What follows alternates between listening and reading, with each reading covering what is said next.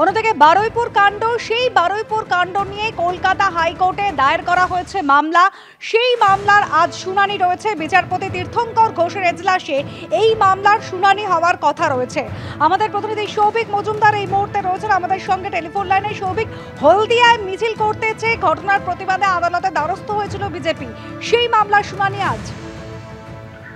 দেখো, একদমই বারুইপুরের ঘটনার প্রতিবাদে বিজেপির তরফে যারা আইনজীবী রয়েছেন তারা গতকালই মাননীয় বিচারপতি তীর্থঙ্কর ঘোষের দৃষ্টি আকর্ষণ করেন এবং তারা বলেন যে বারুইপুর কাণ্ডের প্রতিবাদে তারা হলদিয়াতে নিউ মার্কেট এলাকায় একটি মিছিল করতে চান এবং তারা মনে করছেন যে এই গোটা ঘটনার প্রতিবাদে তারা যে মিছিল করতে চান সেই মিছিলের অনুমতি পুলিশের তরফ থেকে দেওয়া হবে না। তাদের বক্তব্য হলো পুলিশের তরফ থেকে তারা এখনো কোনো উত্তর পাননি, ফলত সেই কারণেই তারা কলকাতা হাইকোর্টে এসেছেন এবং কলকাতা হাইকোর্টে গতকালই মামলা দায়েরে তারা অনুমতি চেয়েছেন এবং সেই অনুমতি গতকালই দেওয়া হয়েছিল এবং মামলা দায়েরের যে প্রক্রিয়া সেটা কিন্তু ইতিমধ্যে সম্পন্ন হয়েছে এবং যেটা মনে করা হচ্ছে যে আজকে 3টে থেকে 3:30-র মধ্যে এই মামলার শুনানি সেটা কলকাতা হাইকোর্টের শুরু হবে এবং তারপরে পরবর্তী পর্যায়ে যা নির্দেশ রয়েছে সেটা কলকাতা হাইকোর্টের তরফ থেকে দেওয়া হবে।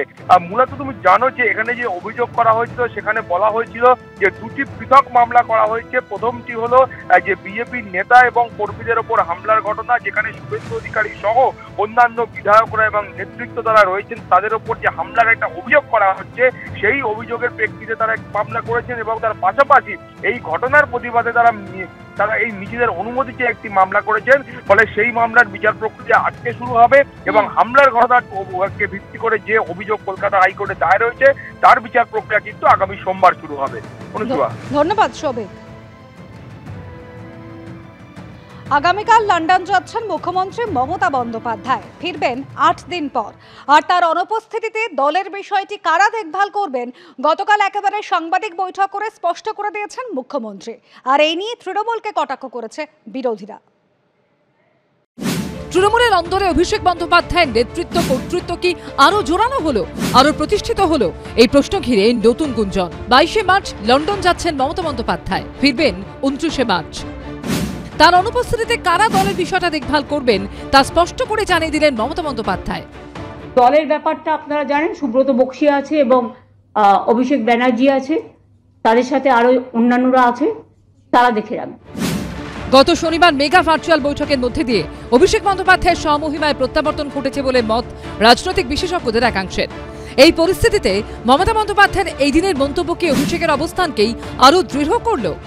বক্সিদার কোনো ক্ষমতা আছে ওই নেপোটার উপরে কথা বলে? আমি 21 বছর করেছি তো ওই পার্টিটা। 11 অবধি ছিল না ভাইপো নেপোটা, 11-র পরে মালটা এসছে।